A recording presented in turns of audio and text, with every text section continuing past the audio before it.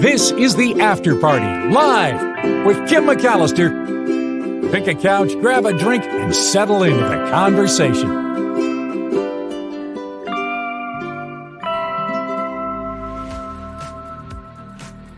Hey everybody, it is the After Party Live. Thank you for your patience. Thank you for being here. Thank you for joining me, and thank you to Miss Organic for a $3 super sticker to kick off the show. And I know Wes going through a lot, but I saw that he also popped through with a $5 kind of super sticker via PayPal. I guess we could call it that. And so thank you for that as well. I appreciate it. The show is crowdfunded. Please find the PayPal information in the show description and in the About tab here on YouTube. All right, you guys have had a lively discussion while I've been preparing to come on the show. Be aware with a great reminder to hit those thumbs up. Love all the thumbs and all the different colors. Whatever color your thumb may be, click that like button, and thank you very much. If you're here and you haven't subscribed, I'd love to have your subscription. It's free. You just click the subscribe button, and that would help as well. So thank you for that. Buenas tardes, chatters, says Mama. Welcome, Mama. Aloha, bitches, says SJ Lola. Aloha to you as well. Mo Direct, already ready for a beer and a burger. That's nice. It is Travel Tuesday, and we're keeping it domestic this time around with a trip to Boston. So I thought that might be fun. I've never been there. Maybe some of you live there or have frequented Boston, but I thought we'd check out some of the fun things to do and to see in that area today. But first, let's get into some of the stories that I have prepared for you. One of them is the Nobel Prize for Medicine was just handed out, so I thought we could take a moment to celebrate what is happening with the let's see, I have it here. With the microRNA. I was going to say DNA, and I knew I would get it wrong if it wasn't in front of me. But yes, it is microRNA, this odd class of tiny molecules leading discoverers to the Nobel Prize in Medicine for 2024. These microRNAs are key to the normal functions of our bodies as well as certain diseases and conditions. Finding them, knowing more about them, likely will help us know more about how to cure diseases and help humanity. The winners of the 2024 Nobel Prize in Physiology or Medicine, Victor Ambros and Gary Ruvkun, for their discovery of microRNAs. These are the molecules that help regulate the expression of genes. The prize, worth about $1,060,000 in US dollars, 11 million Swedish kronor, and they have to share it. So each of them get about $500,000 for that discovery. They are recognizing how these scientists discovered these peculiar exceptions to the standard rules of gene regulation. The anomalies discovered together by Ambrose and Ruvkun were called microRNAs, and thousands of these molecules are now known to science. These microRNA molecules help control a variety of processes. Some of them are not just regular old normal processes, but fundamental for the healthy working of living bodies. There are also ways in which these molecules can lead to disease. So they affect embryonic development, blood cell differentiation, muscle function, all affected by microRNAs.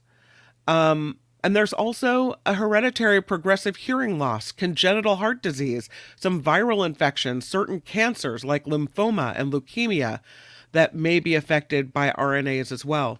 So pretty important discovery, and congratulations to them. I did want to talk about it, and the story makes me want to talk about Turons, but I think this is really more than thoughtless tourists. I think this has to do with kind of the way some people live their lives and not being aware necessarily of what's around them and just kind of going blindly into the world, kind of like a bull in a china shop wrecking whatever you see. This is called a geoglyph. You can kind of see the markings. First you can see the motorbike markings, the lines all over this, covering now what still is kind of, something called a geoglyph. It's a 1,000-year-old landmark in the Atacama Desert. Centuries of history and culture just torn up, just like that. Look at all the lines all over the place. This is a collection of giant artwork carved into the Atacama Desert centuries ago, and now ruined by parades of 4x4s, quad bikes, all-terrain motorcycles. It's in northern Chile. These geoglyphs of Alto Barranco, made by the region's indigenous people along a migration route between the oasis of Pica and the coast of the Pacific Ocean. These etchings were made, these geoglyphs, between 900 and 1450 CE. The people then removed darker surface rocks and pebbles from the ground, revealing a lighter sandy layer beneath. And because of the arid conditions of this desert, the archaeological remains have been well preserved for centuries until they weren't. Until now. Yeah. The Alto Barranco geoglyphs have become scarred by the tracks of motor vehicles, and it's happened in the last few years. Organizers of one of the desert's largest races, the Atacama Rally, are denying responsibility for the damage. They say their participants stuck to a route approved by the regional authorities, and their GPS systems would alert them if anyone went off track. So now they're blaming off-road motor vehicles that take part in unofficial races or excursions around the desert. A lot of times they don't have license plates, so they can't be tracked. There are miners that operate in the region. That's a lot of trucks and other heavy-duty vehicles. But what we have is history ruined. There are signs around the geoglyphs, but they're largely ignored, and archaeologists think authorities aren't doing enough to protect these symbols of this ancient culture. So, such a bummer to see that. So is it Turons, or is it just complete and utter thoughtlessness? Yeah. Geoglyphs, by the way, are derived from the words stone and carve. That can be found in every part of the planet except Antarctica. Large artwork like this one at Alto Barranco, often carved in hillsides, are kind of the style that's found through parts of the Americas. The most famous are the Nazca lines in the Peruvian desert. Those consist of hundreds of lines of geometric shapes, designs of birds, monkeys, lizards, dogs, cats, humans, and more. So, and even those, the Nazca lines, have been subject to reckless behavior. There was a truck driver that once tore across that monument trying to avoid paying a toll and left behind significant damage. So it's not that this is a new phenomenon where people are so thoughtless like this, but it just hurts to see it, I think. When you just don't care about what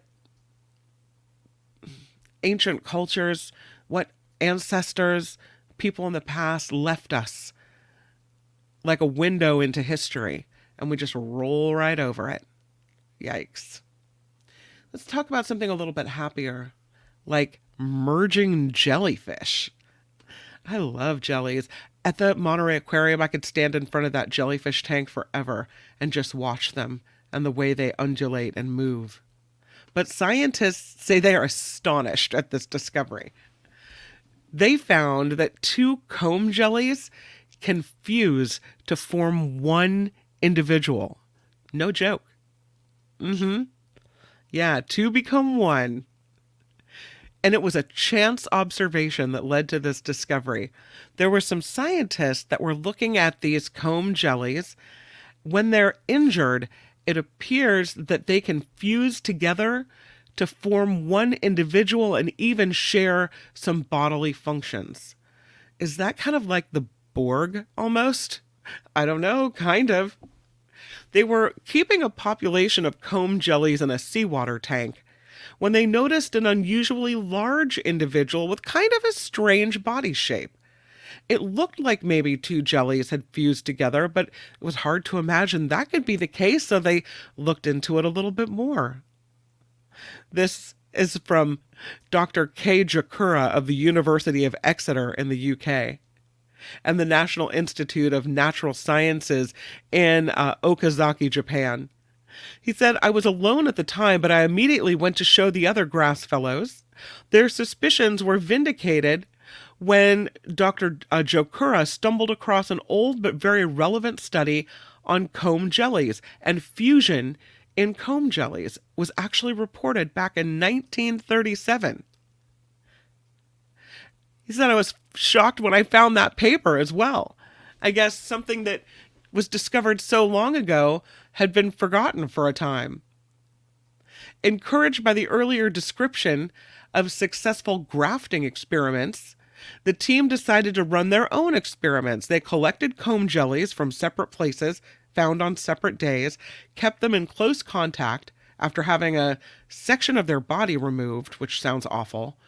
But 9 out of 10 experiments showed the comb jellies had successfully fused, and all of the fused pairs survived for the 3 full weeks that they were kept in a holding tank. In that time, they developed shared bodily functions, including synchronized muscle contractions to move, which became clear when they prodded what was once one jelly, and the whole fused body reacted in one way. They said they were astonished to observe that mechanical stimulation applied to one side of the fused jellyfish resulted in synchronized muscle contraction on the other side of the jellyfish. They also had merged digestive tracts that kept them sufficiently fed. Interesting. They think, as to how this is possible, that maybe it comes down to a lack of self-awareness, that they lack this system that allows a creature to distinguish between itself and another. The data also may indicate 2 separate individuals can rapidly merge their nervous systems and share action potentials as well. So, the study is published in the journal Current Biology. Fascinating. Imagine if you were injured being able to completely merge and become one with another human until you were well. That's cool.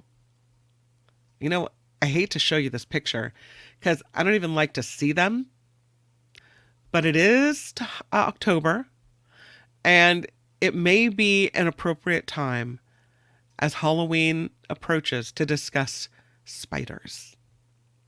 Apparently, male tarantulas are looking for love around Halloween, which is often when they find death. It is right now tarantula mating season in Colorado and other places. Did you know people travel like from California to Colorado just to see the spiders getting it on? Who knew? One town even threw a big old party to celebrate the mating rituals of tarantulas. But I thought it was interesting looking more into this. The spiders, first of all, it takes about 7 years for a male to fully mature and grow to around 5 inches in size. So now we get to mating season. Now they're mature, they're ready to go for it, right? And here's what happens. During the mating season, these male spiders roam around looking for female burrows, which are typically marked using the female's silk webbing. And once they get there and find the burrow of the female, they tap the ground using a pair of head appendages. Tap, tap, tap. If she's interested, the female will leave her home to meet her mate. And unfortunately, this is where it gets a little gnarly. After hooking onto her fangs using his legs, the male mates quickly and then detaches very quickly as well. Many times, though, he's not quite fast enough and becomes a snack for his bigger female partner who needs nutrients for her pregnancy. This is likely why Male spiders typically live another year or so after reaching sexual maturity because once they mate, they're goners. Female tarantulas can live for 20 years or more. Males? Nope. Not so much so lucky, unfortunately. I guess your survival would depend on how quickly you can detach. Yikes. Once they part ways, the female lays as many as 1,000 eggs in a silk hammock inside of her burrow, and then she guards it. And about 30 or 45 days later, you get spiderlings, and they spend a few days in the den, and then they disperse to live their own lives. The dad spiders and the mom spiders aren't particularly dangerous to humans, even though they look dangerous. They only tend to bite if they feel threatened, and their venom is painful but not lethal, unless you have an allergic reaction to it. So they say it's better to check this out from a distance if watching spiders mate is your deal, your kink. I don't know. But yeah, I thought that was interesting. So what? The males, it takes them 7 years to mature. They only live for another year after that because they die when they mate and likely get their heads eaten off. And the females live for 20 years. So there you go. And they live to mate again. Speaking of the lottery, which we talked about earlier, about how the price of the Mega Millions is going up. I have a lotto story of the day. This California man hit a jackpot at a casino and then a day later won the lottery. I mean, this is kind of your ship coming in. The guy scored a $10 million lottery prize the day after he won $2,000 at a casino. His name is Bradley.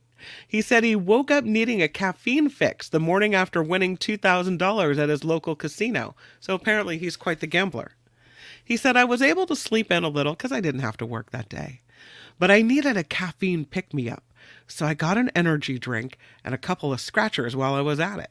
Why not? Got an extra $2,000 in your pocket. Might as well keep it rolling, right? Let it ride. So he buys 2 scratch-off tickets from the 7-Eleven on Prospect Avenue in Santee in Southern California, scratched the tickets off later in the day and discovered one of them, a Royal Riches game, was a $10 million top prize winner. He said, I knew I'd won before I even scratched it because I scanned the barcode with the lottery app. So then I scratched it to see if that was real. And the winning streak didn't end there. The very next night, he said a buddy of mine was doing a staycation back at the casino, and we ended up combining to win $29,000. 3 days of wild luck, he said. So he wins $2,000, then he wins $10 million, and then he wins, what, half of $29,000? Crazy. I mean, wow. Okay. I think we need to go touch him for luck or something. That's wild.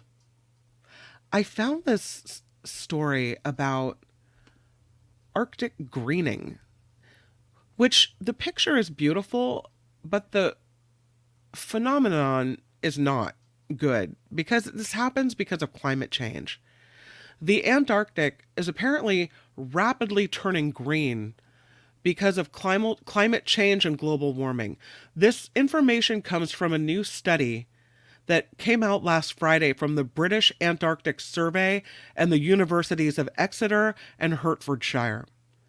They say the greening has increased on the Antarctic Peninsula, used to be less than 1.1 square mile in 1986, and in 2021, 14.3 square miles. So that's a pretty significant change.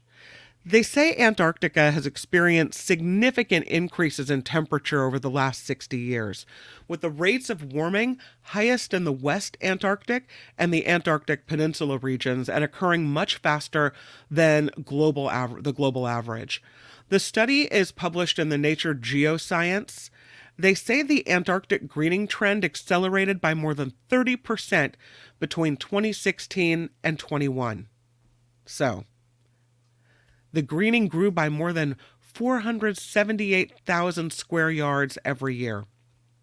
Even in this vast, isolated wilderness, it's being affected by climate change.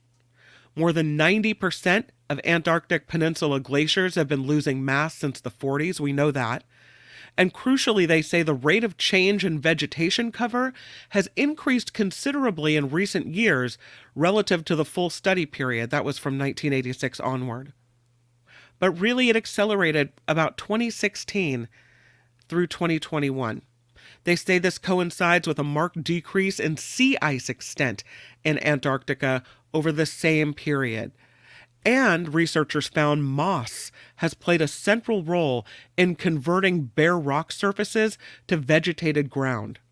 So they're really looking to understand how this is moving so fast, what's happening in nature that's creating this. They say understanding that is critical to addressing the question of whether an Antarctic greening, in line with global trends and comparable to ongoing but complex trends observed in the Antarctic, is now underway, and whether that will make for a radical future shift in the biology of this region. So, kind of a, again, beauty and disappointment all rolled into one. More evidence that the world is changing. Here's a so wild story. This is a mailbox in the UK. And this person looking for a job sent in her application, this British woman. She was applying for a job as a motorcycle stunt rider. How cool is she? Her name is Tizi, T-I-Z-I, Tizi. She's 70 years old now. And she said she mailed out the application in January of 1976, hoping to land her dream job as a motorcycle stunt rider. She said, "I always wondered why I never heard back about this job. And now she knows why. Because after 50 years, the letter recently arrived in her mailbox with a note at the top saying, 'Late delivery by the Staines post office found behind a drawer, only about 50 years late.'" She said the return of the application came as a shock.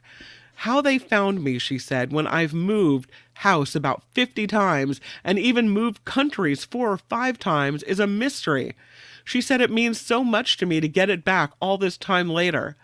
She remembers very clearly sitting in her flat in London typing up that letter, and every day she looked in her mail in the post, but there was nothing there, and she was so disappointed because she really wanted to be a stunt rider on a motorcycle. She didn't get that job, obviously, because they never even got the application, but it did not stop her and her daredevil ways. She went on to perform jobs including a snake handler, an aerobatic pilot, and a flying instructor. Pretty good. 50 years. Can you imagine getting that back after 50 years? Well, at least now she knows it wasn't the application that was bad, right? Just the post office messing up. How about this? This Bentley is looking pretty cool. It's the 2025 Bentley Continental GT Speed. Here it is. They're taking it cruising through the Alps for this commercial. Top down, neck heaters turned up. I said neck heaters. That's right. It's electric as well. It's also $332,000. This is a Jetstream blue Bentley Continental GTC Speed convertible. They have seat heaters. They have a forced hot air neck scarf. Pretty cool. The vehicle is really, really quiet. But it has a V8 engine. So that's pretty cool. They said the combustion engine's growl is a soothing low note that seems to have been there all along, but somehow goes unnoticed. The V8 sounds wonderful, but it's not loud. There's a flip-up wind deflector behind the front seats, which reduces the turbulence that results from air tumbling over the windshield and falling into the back seat. So it minimizes any chill during cool weather driving, and it contributes to hushed sound levels in the cabin. I gotta love it. They say the hardtop GT is a sarcophagus of silence because of laminated acoustic glass, which muffles the passage of sound by 9 decibels compared to non-acoustic windows. So pretty cool. This vehicle is pretty interesting. I have other pictures of it as well. Here you go. It's very stylish. Again, the name of the car is the Speed. So there's the dash, what the dash looks like. Here's another picture of the inside of the car. Pretty nice. If you have 332 grand just sitting around. Here's another shot. Look at the big B for Bentley. That's pretty fancy. And there's another shot of the instruments on the dashboard. That's pretty cool. So there it is, 332 grand. And you too could have this. They say that this car will launch, maybe not in the hills of the Alps, but anywhere else on a flatter area, 60 miles an hour in 3.1 seconds. Terminal velocity of 208 miles per hour. Wow. That's fast. Yeah. So, I just thought I wanted to show you this car because it's cool looking. Okay, let's move on to this. This is another vehicle that I thought we could take a look at. It's the new Ram truck. Look at how the side thing lights up. How cool is that? What they're trying to do is create a 3-row pickup truck. The automaker filed a patent for a removable 3rd-row seat this month, so it could be on the way to being a reality. They took a little poll, and they found out that 15% of people that buy trucks are looking for or would love to buy a truck with a 3rd-row seat. So it could be. And what you're looking at here does not have a 3rd row. This is the Ram 1500 Revolution, Ram's first all-electric truck. They got a lot of interest in this because the targeted range is about 500 miles per charge.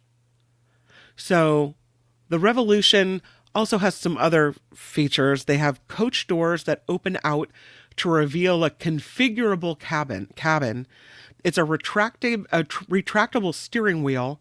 There's a pass-through cargo option that enables transport of objects up to 18 feet long. But it was that removable 3rd-row jump seat that really got attention. It kind of turned the pickup truck into a van. So that's what people were really interested in looking for, when you can configure the inside any way you want to. Here's a picture of the inside of this vehicle, as it looks now. But you could have some 3rd-row seating in there. You could pack a lot of people into that truck. Electric truck. So, can we talk about this? Fabric that glows. Yeah, this is pretty interesting. Glowing fabric, bringing objects to life in this lucid way. Biodesign meets Pacific Islander craft, and glowing lucid life objects is the headline. This designer's name is Christopher Bellamy, and he wanted to marry biotech and craft in works that combine traditional knowledge from artisans in the Pacific Islands with a new material that he's come up with made from bioluminescent algae. He's calling it Lucid Life. His project saw him create 3 different objects: a swimsuit, you see here, an ornamental neck piece, and drums. There's the drums. Yeah. Pretty beautiful. Imagine if fabric would glow in the dark. I mean, not good for people that are trying to hide. Not good for your stakeout. But I think it's beautiful. You see that pattern on her arm? Check this out.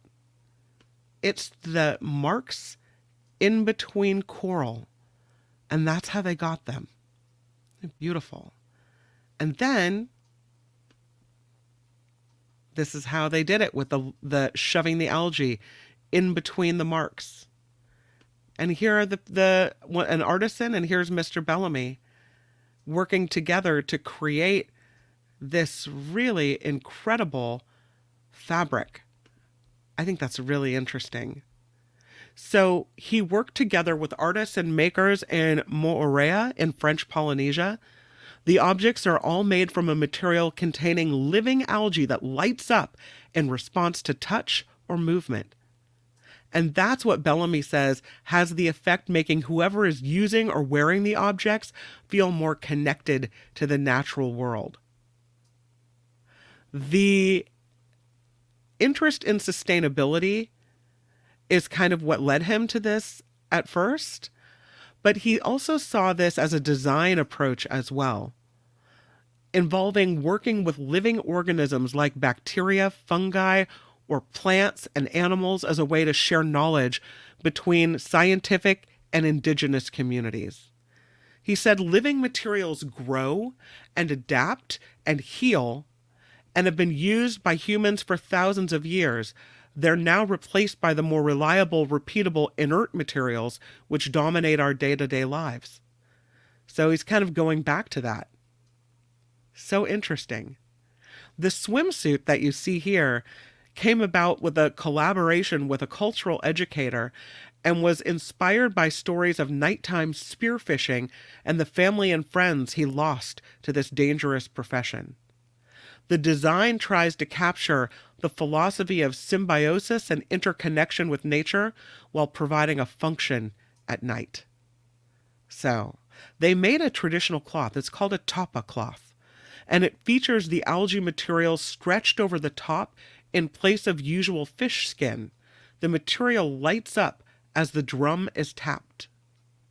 He created the basis for all of the objects with the collaborators on MicroRNA, and then added the algae material at his home in London, where he had access to the facilities for biomedical research.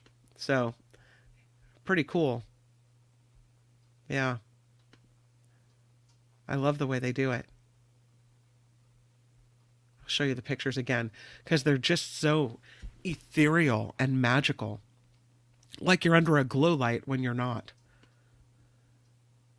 Would you buy one of these swimsuits, or would you buy something made out of this glowing fabric if you knew that it was bioluminescent algae? I mean, it depends on how much it was, but I think I might. How interesting. And all the science that went into creating it. Yeah. There he is in the lab with his bioluminescent algae in the dark. Kind of cool. Love it.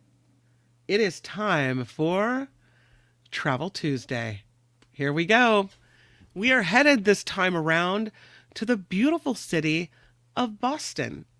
And the first stop on this trip is the Freedom Trail. And this is supposed to be one of the best things to do in Boston. It stretches about 2.5 miles.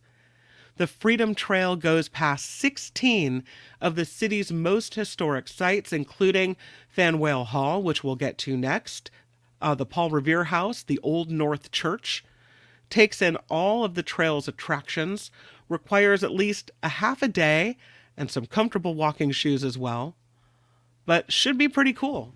2.5 miles isn't so bad, right? Here's another picture of what you can see here. They do have guided tours, though you can do this on your own as well. And there's a lot of apps that will lead you around. But yeah, if you have something called a Go Boston card, which you can buy and do a variety of things, they give you guided tours by the Freedom Trail Foundation, and those are covered by the pass in this case. Here's other pictures of the Freedom Trail. That's pretty beautiful. And make sure to look down. Freedom Trail, Boston. Pretty good. And here, along the trail, you'll find the second best thing to do in Boston. at least according to usnews.com. And that is checking out Faneuil Hall Marketplace and Quincy Market. Pretty beautiful area. Every Friday and Saturday, one of America's oldest open-air markets, Haymarket, pops up adjacent to Faneuil Hall. In order to navigate it, they say you've got to bring small bills and leave your bulky bags at the hotel and keep it moving on the sidewalk. There are 4 buildings, Faneuil Hall, Quincy Market, and North Market and South Market, that constitute this marketplace. The oldest is Faneuil Hall, built in 1742, has a long and important history in Massachusetts politics. Samuel Adams once stood here to push for resistance against the British. Abolitionists and suffragists stood on their soapboxes here, and this is where colonists famously challenged the Stamp Act of 1764 by proclaiming no taxation without representation. Now it's shops and restaurants, but still pretty cool. Here's another picture of it. Think of all the things that happened here. Yeah, that's pretty cool.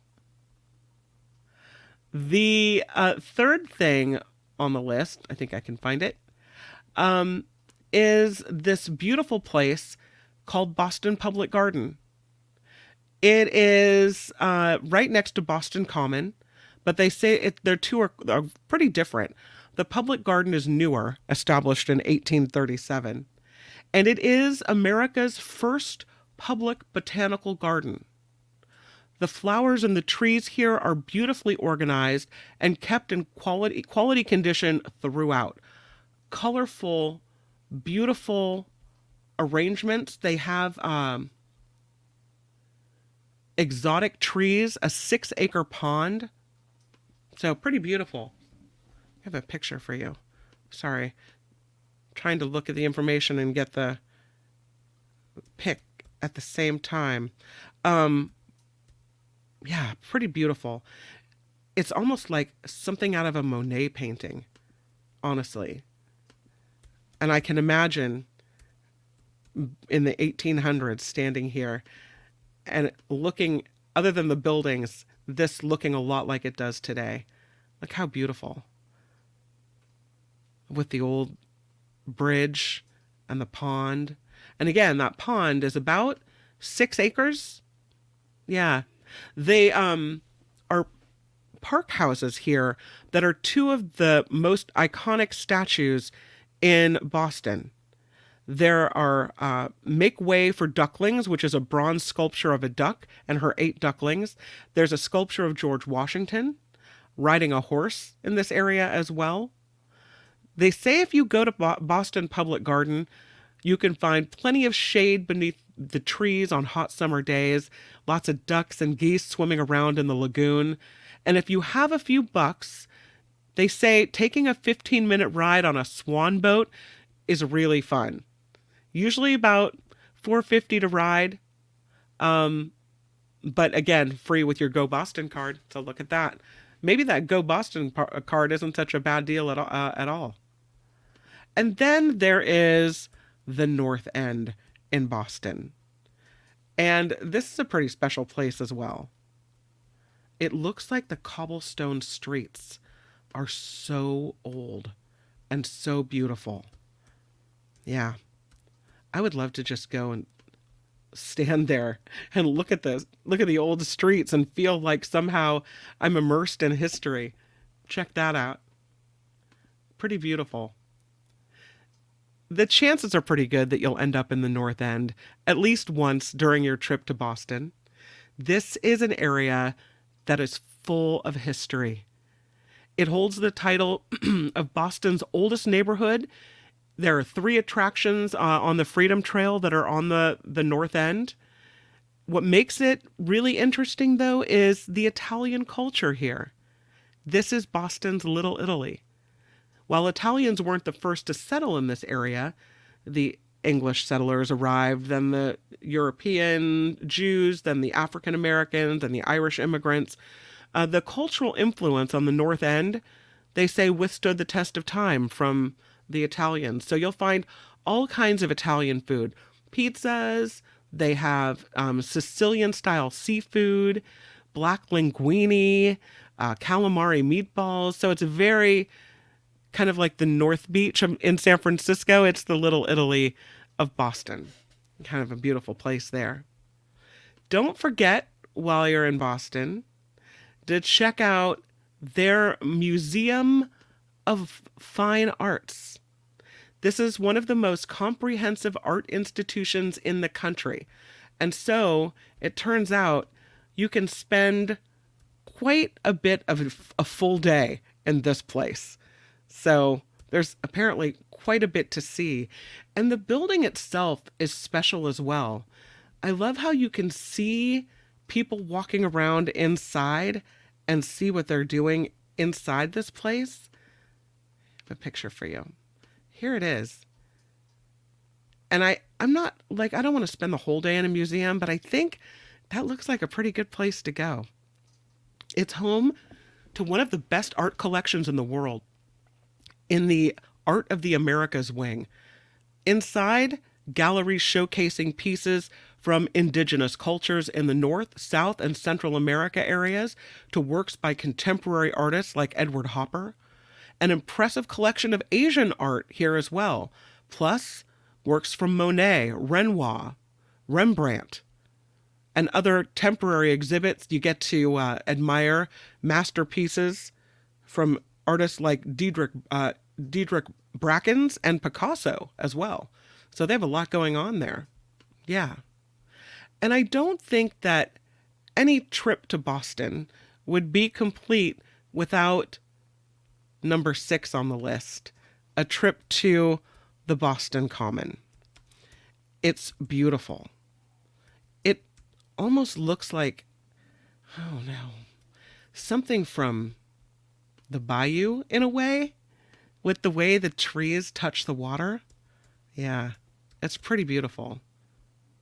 I have a picture to show you, but you've got to go. If we're going to Boston, we've got to go see it.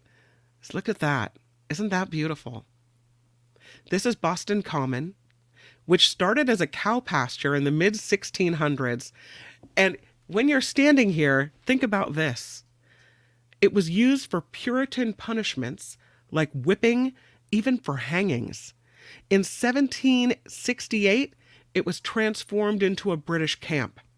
After the Revolutionary War, it became a popular spot to give speeches and hold rallies. Now, it's known because it's the oldest public park in the country.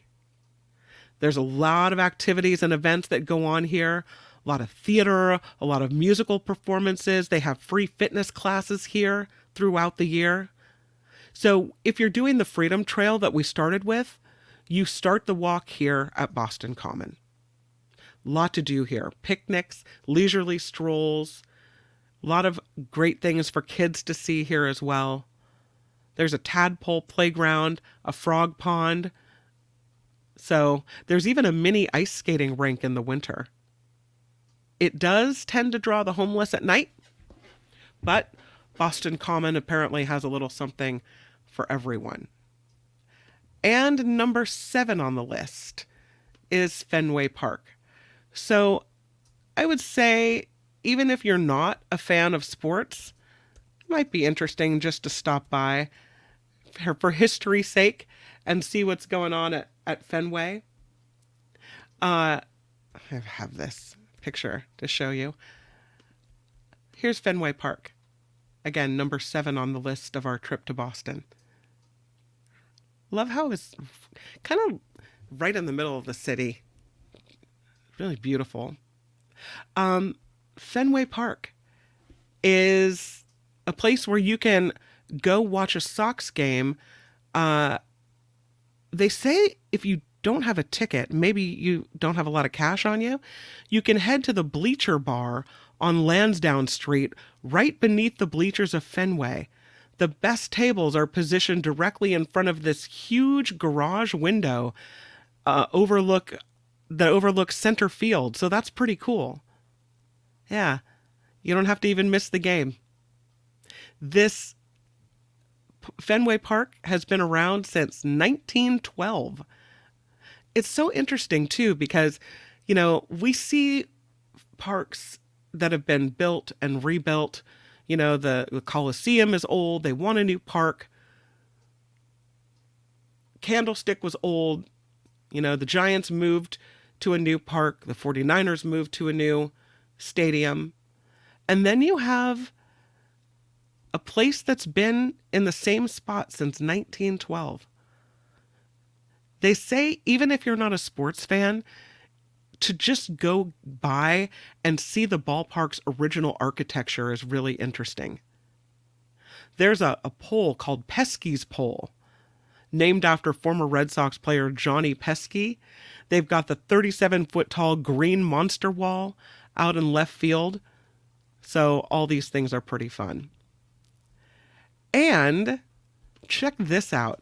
Talk about taking a step back in history and feeling like you're right there. This is called the Isabella Stewart Gardner Museum. I love places like this. It feels like you're just so much a part of what happened way back when. Like you're immersed in it. Look at that. It's perfectly preserved. How beautiful. They say that after Isabella Stewart Gardner's husband died in 1898, this woman, Gardner, who was an art enthusiast, carried out their plan to buy land in Boston's Fenway area and open a museum where she displayed her impressive collection of Italian art. This was fashioned after the Palazzo Barbaro in Venice. She finished it in 1901, and then she moved into the 4th floor and began installing her collection. So today, you can visit this Isabella Stewart Gardner Museum to see all the Italian masters.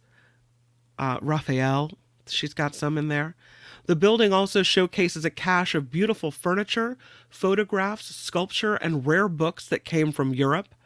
The museum's new wing includes a glass atrium, greenhouses, and landscape garden. They say it's not only art here, but also it's the site of the single largest property theft on Earth.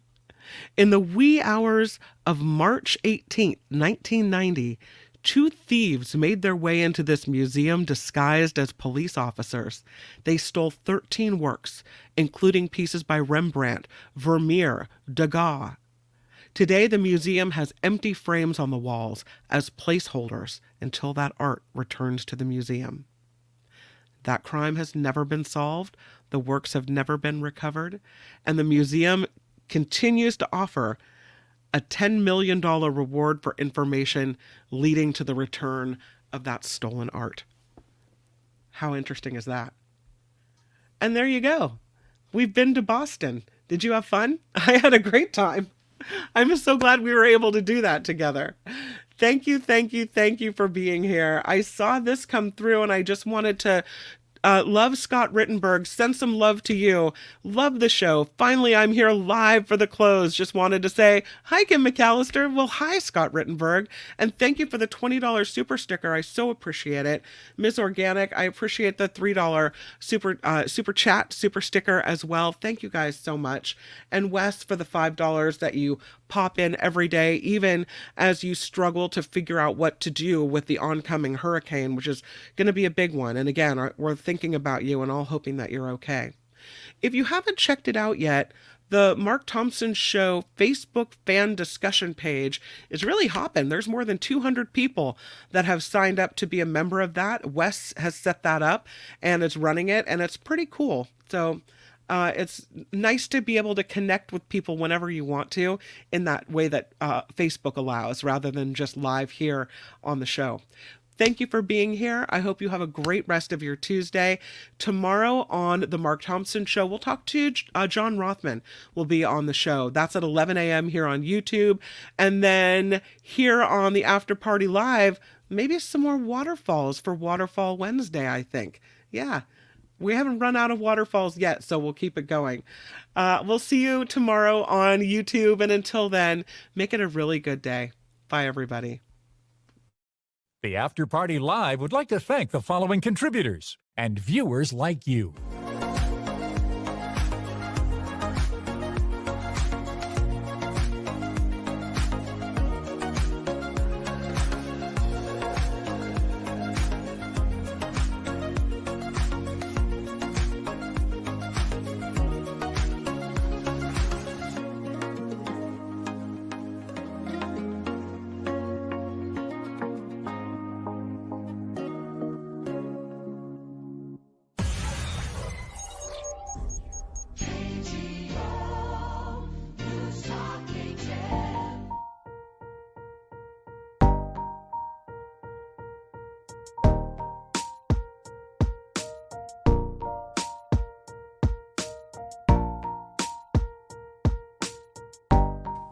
Who